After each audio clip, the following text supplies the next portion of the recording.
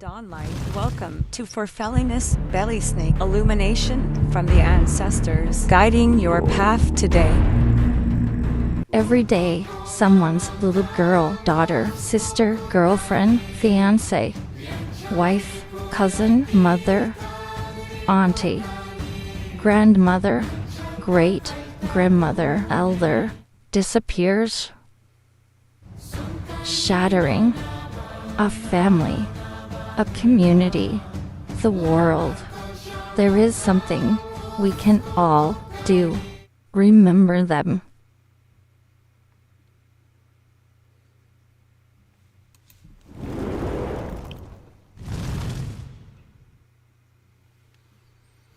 God Morgan, and happy Freyja's Day to you. Today we celebrate the Norse goddess Freyja. And we identify what she brought not only to Midgard, but to Asgard as well, as she would transition between living in Folkvangr and Asgard, which became, really associated with Asgard, and particularly the seiðr magic obtained by Odin. Before we get started today, I want to say a huge thank you to all of you who have liked, followed, and subscribed on whatever platform, whether it be audio or video, and just say thank you. Thank you so much for getting this word out, for helping us to distribute this message far and wide. And as always, if you know people who are struggling with their mental health, by all means, have them check out the show. Be sure to share it with friends and family and whoever may need this. A huge shout out to my friends and family at newrealitytv. Newrealitytv.com is a new streaming channel with a plethora of spiritual perspectives that can bring to us this, hopefully, peace that resonates deep within our soul and helps us along our spiritual journey. So, all good stuff. So good morning and welcome. I hope this week has packed you filled with experiences that have shaped you. Remember, all of our experiences, whether they be good or in our perception not so good, have all going to have an effect on our spiritual path.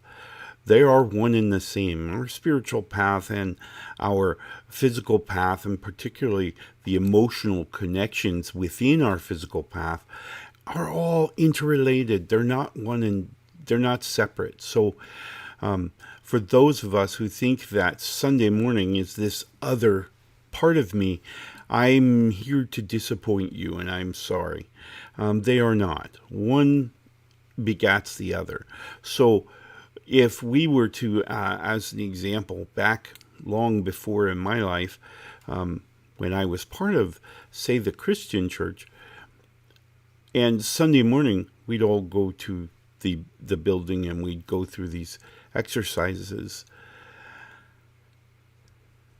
Sunday morning, by the time we arrived at the building and we were preparing our sermons for the day, our emotional state that we were in led us to that moment and gave us the interpretation of our life's experiences that was then put into our momentary relationship with a deity. Whatever deity it was that you recognize as being your source of energy, your relationship with those individuals relies on your emotional state at the time. So your emotional state dictates the level of communication you have, the level of understanding you have, the level of recognition. Everything is all dictated by your physical or your emotional state. But today we talk about Freyja and her gift to the Nine Realms, particularly recognized in the saga as she was exchanged with other gods and goddesses to promote peace between the Vanir and the Aesir. She would relocate and become part of the gods and goddesses who resided in Asgard, in her case, of course, in Folkvangr. In her hall, she would collect half of those who would die in battle. Othin, of course, collecting half, she would also retain half in her hall that would reside there until Ragnarok. And so she was very important to the Asgard legends and lore, and certainly that community. She brought a wealth of value to that group. But she didn't bring it because she wanted to get along with these people. That's not who Freyja was. We have to also remember that Freyja was a goddess of love and war. So she knew energy. She understood how universal energies move throughout the universe, in and out of our physical forms, in and out of the 9 realms. She knew the manipulation of those energies, because she also understood seiðr magic. Her gift to both Asgard and to Midgard was the understanding of magic, particularly seiðr or seiðr magic. Now, seiðr magic is simply that magic which we utter. We issue our spell, we utter our spell, and the spirits around us will provide their energy to our energy, joining together to bring whatever it is that we've uttered to fruition. Whether it be to draw back experiences that we may know what lies on the path ahead, whether it be to manifest things here on the physical realm, whether it be to alter or manipulate those things here on the physical plane. The manipulation of energies is something that we should take into consideration. We should take into consideration this idea that all things, all parts of our experiences, are energy. Consider, if you will, momentarily, when we talk about hearing something. When we hear something, what are we really doing? Well, from a physical perspective, from your physiological body, very small hairs within the ear simply allow for the funneling, right? That's the ear canal, of sound vibrations. Energy vibrations that are passing through the air are going to enter our ear canal, and they're going to move those very tiny hairs within the ear, allowing the ear to hear. Okay? So these energies are going to go in, they're going to vibrate the hairs within our ear, and that's going to signify energy transmitting from externally to internally. Those signals are then picked up by the eardrum and other pieces within the construct of your ear, and they are going to be converted to bioelectricity or bioenergy within the body.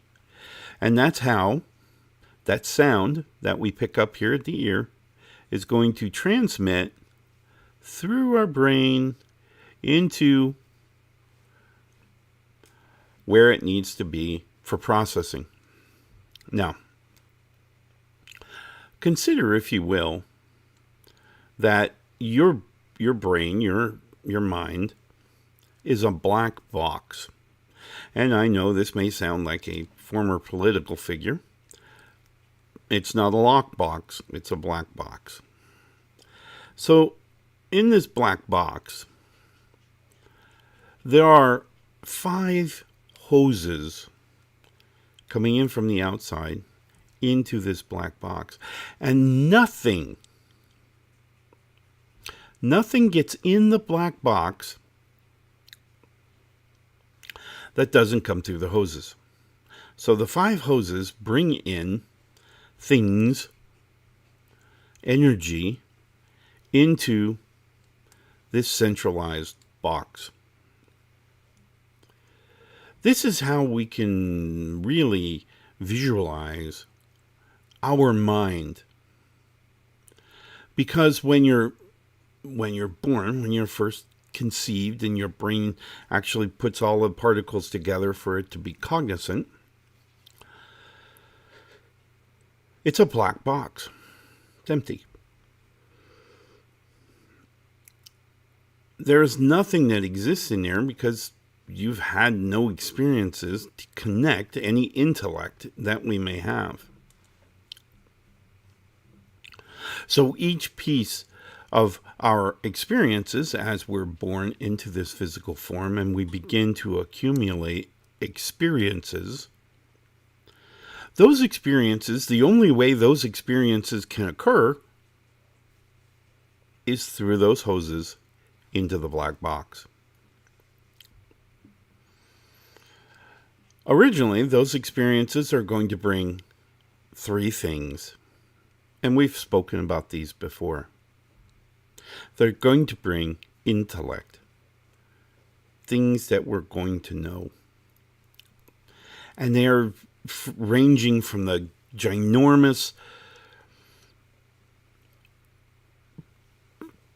underlying principles of quantum physics all the way down to just the atomic structure here on the physical plane, that we know something is solid or not. It's heavy or not. Right? So our brain is going to accumulate these facts, these pieces of intellect. Now, there's going to be a lot of crossover, and we've spoken about the threads of wisdom and how the threads of wisdom or experiences pass and interconnect all these individual pieces. As an example, I have here a replica of the gelling stone, and my brain says, okay, the gelling stone in Sweden, or I think maybe it's in the homeland of Denmark, is heavy. It's 6 feet tall. Actually, I think it's taller than that. It's actually pretty big, right? And so it would be heavy, very heavy. So my brain kind of notes that and says, yep, that's a big rock. So yes, it's going to be heavy. But then I pick up my replica, hand-carved replica, and I say, this is the same information, much smaller, as you can tell. Much smaller. And the rock is not nearly that heavy. So normally, that information would be confusing. So say in my youth, I were to see this small rock. The brain originally says, the big one is heavy. So that's a data fact. The small one, because of its size, and then we start kind of chunking it down and saying, well, because of its size, and maybe this is a replica and it's smaller, and it's not as thick, and it's not going to be as heavy. We couldn't make that adjustment if we didn't have these intellect towers within our mind to kind of bounce those off of, right? So we have a couple of different towers we hit there. Well, firstly, we have the stone itself, large, heavy rock. Then we have this idea of size, which is relational. Size then equates this other data fact over here, which says smaller things are lighter. Not always, but for the most part, they're going to be lighter. So at what point can we ourselves pick this up? We're strewing together a series of intellect stacks using experiences.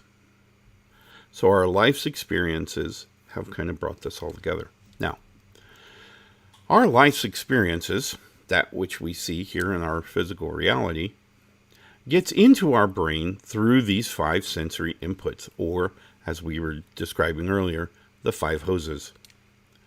Within those energy streams that our eyes, our ears, our mouth, our nose, and our skin actually create, there are 3 major pieces, and we've, as I mentioned, we've spoken. One we already spoke about, and that's the intellect. 2 is going to be connected to imagery. Now, we will go back to our example here. And in this case, I know, based on actually visiting and being there at the rock, this is an exact replica. Exact replica. And I can just feel my ancestors through this replica. The imagery is pretty powerful. And it's interconnected, because as soon as I look at this rock, I remember my trip to see the original, to see the big one. And I'm drawn to the energy that was there, that I could feel when I was there. This helps me reconnect with that energy because of the 3rd thread that comes through with each experience. That's the emotional energy. Emotional energy, like holding this, the emotional energy is going to connect us through emotional connections. So the imagery could call the energy of emotion, or I could feel just the connection, just the emotional connection itself. So all of these 3 threads interweave within our mind, connecting a multitude of intellect stacks and emotional energy, and certainly the drawn imagery that came with this information. Now, you're saying, well, what about those people who do not have sight? Well, I correct you. What they don't have is physical realm sight. They do have imagery. They do conjure up images within their minds.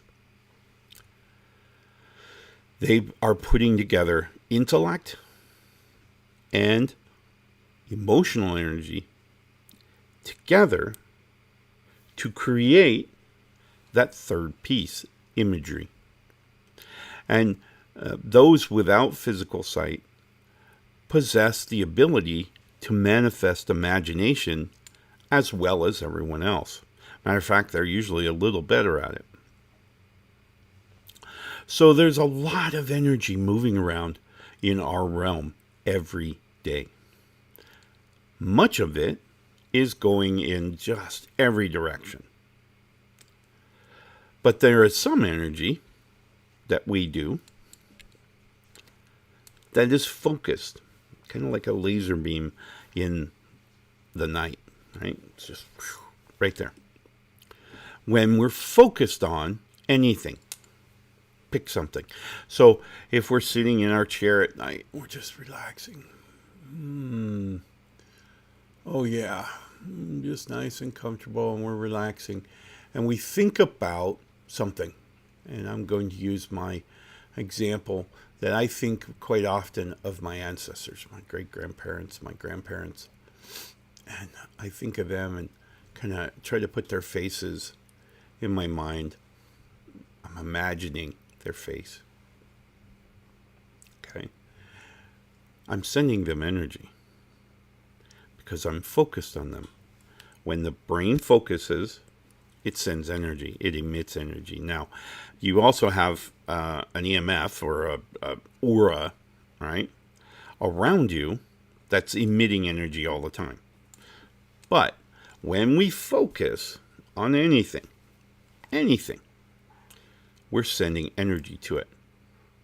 Now, for those of you who may not have had a good relationship with your grandparents or elders in any way, let me tell you what elders do.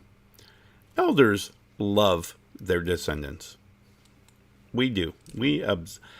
I love my grandchildren. I love going to see them. I love when they come over. I love hanging out with them. I love being with them because they're just little puddles of energy. Man, they are the cat's meow.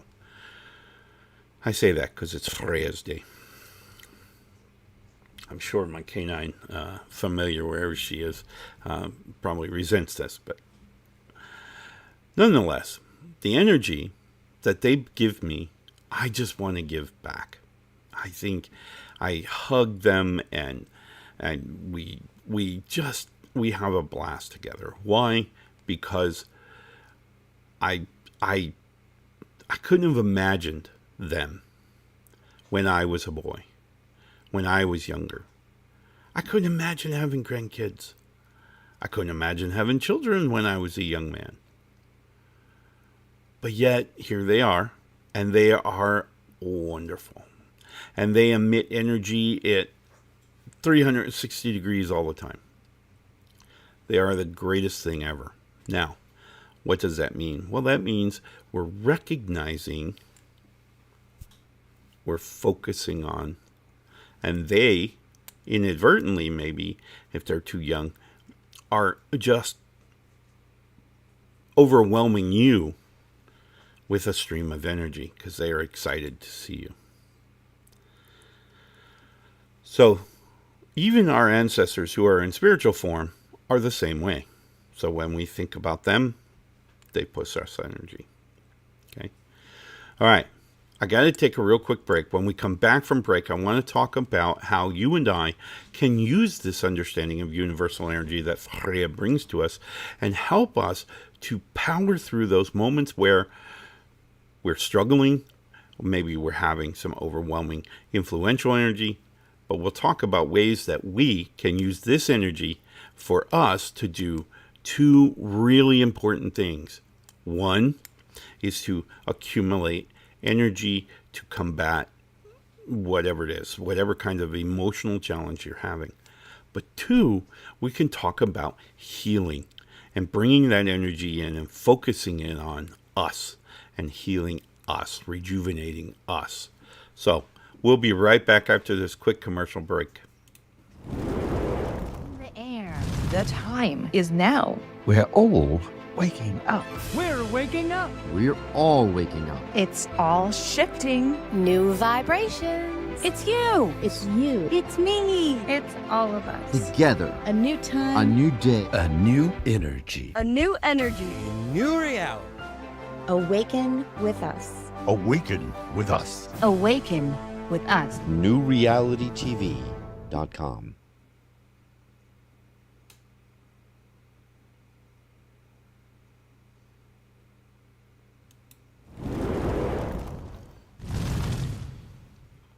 And welcome back. Thank you so much for taking that quick break with us. And if you do check out New Reality TV, be sure to check out Whispers of the Norse, television show, 1 hour show that talks about a particular subject, a particular topic within our spiritual understanding to help us to kind of focus in on ways that we can use that knowledge every day, today, living according to the ancient Norse. Today we're talking about Freyja, the energy of Freyja, and how this all comes together. So let's look at how you and I can use this energy and some of the understandings to then promote our own healing and growth. All right?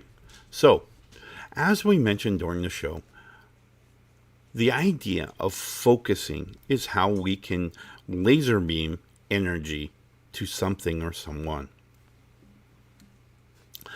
So, in much the same way, we can focus on that up here or out here, right? So, as an example, if we were to have a sore knee, we'll use knee. We have sore knee. What are we most often prone to do? Well, we're prone to touch the site. It's sore, we may want to get down there and rub it and move around. Why do we do that? We do that because we're focusing on it. So we're sending energy. Okay, I don't know if you knew that, but that's why you do it. You're focusing energy. And you're focusing healing energy on the item. Okay? By the way, the rubbing and the kind of jostling around has little effect, right? It's you passing your energy through your hands to the site, to the injury. Well, you can do that in your mind too. When we stop and we meditate at night, and instead of putting all the thoughts of all the things, we're going to put us right there. We're going to use our imagination, and we're going to concentrate on our being, our self, the man in the mirror, or in some cases, woman in the mirror, the person in the mirror. We're going to focus on that person, and we're going to drill down into as many details as we can get, pushing away all this other stuff, focusing our energy on that person. Now, we start thinking about ourselves. We're focusing on our face. We're thinking about being in a better position, healthier, healed, whatever it is that you're challenged with. We're going to put that in our mind as we're focused on us. Okay? Keeping ourselves right there. Very clearly looking at the details of our face. Or maybe you, like I, have a beard. You can look at how the beard is falling, right? How this thing is doing. Our eyes, the color of our eyes, the beauty, the patterns within our eyes. All of these things we're focused, laser focused on. And when we do, we're pushing away all this other stuff, and we're focusing our energy. Now, the next step is to simply think about a healed condition. So if we have an injury, we'll go back to our knee, and we have an injured knee. As we're focusing, keeping ourselves here, I want you to now switch the picture to your knee. Picture your knee and look at it up close. Okay? And sometimes, if you're struggling with this, you take out your phone, right? Take out your phone and just take a picture of it. Take a picture of your knee, particularly if your back's out of whack or you can't see your knee, right? Take a picture and stare at the picture with your eyes open for a while until you can just drill down on the details. And then, when you're picturing it in your mind, you're imagining it, I want you to look for those details. Picture those details. And think to yourself, while you're focusing on it, I want you to say, it is healed. Bring the healing. Heal from within. Now, you're focusing your energy, your healing energy, because remember, you're the one that heals you, not anything else, right? So you're the one that's going to create the heal. You're the energy. You're focusing on the knee, and you're focusing at the same time at healing that knee. Now, will this create an immediate relief of all pain? No. We need to learn to focus our energy. Our energy is going to be scattered, particularly if we got a lot going on in our lives. So we're going to have to focus at focusing, if that's even a thing. Focus on focusing. Focus on the knee and the thought about healing and it being healed, already being done, healed, move on. And over a period of time, you will see where your energy is actually moving that knee to a healed state. And that goes for anything, right? Goes for anything in the body. So, check it out. Use it. If it works, there you go. You're healed. If it doesn't, continue to focus on your focusing, right? Continue to make sure that you're bringing that laser beam focus. Don't let this influential energy draw away your attention. Focus on that knee, and it'll work. Trust me. All right. I completely appreciate you joining me this week as we've gone through many different energies that move in and out of our lives. Next week promises to be just as exciting. But I really hope that what I give to you each and every day is this hope that you indeed drive your ship. You are in charge of your destiny. You can make choices against being sad, against being in some other state other than joyful, harmonious, peaceful, content, comfort. All of these things are our natural state. Anything else is just a way for the community or society as a whole to manipulate us. So be cognizant of that and go forth and live your life. Don't live other people's. Don't measure yourself by someone else's bar. Measure yourself by your own bar and set your bar high. All right. My friends, I wish you the very best of Freyja's Day, and I wish you a wonderful weekend. We look forward to seeing you again as we celebrate a new week and a new, just a wealth of experiences and opportunities coming into our lives from every direction. So I look forward to it. I hope you do too. Spend this weekend, focus a little bit on you, and get some of that healing and rejuvenation. Get some of that energy back. Put pep in your step, and we'll see you again next week, where we'll continue our quest for a better mental space. Love and light, my friends. Watching Fulfillingness Belly Snake, a special production of Whispers of the Norse. Brought to you by the Alaska akoutlaw in South Central Alaska. Guidance and wisdom, courtesy of an ancient Celtic Norse shaman. Thank you so much for joining us today.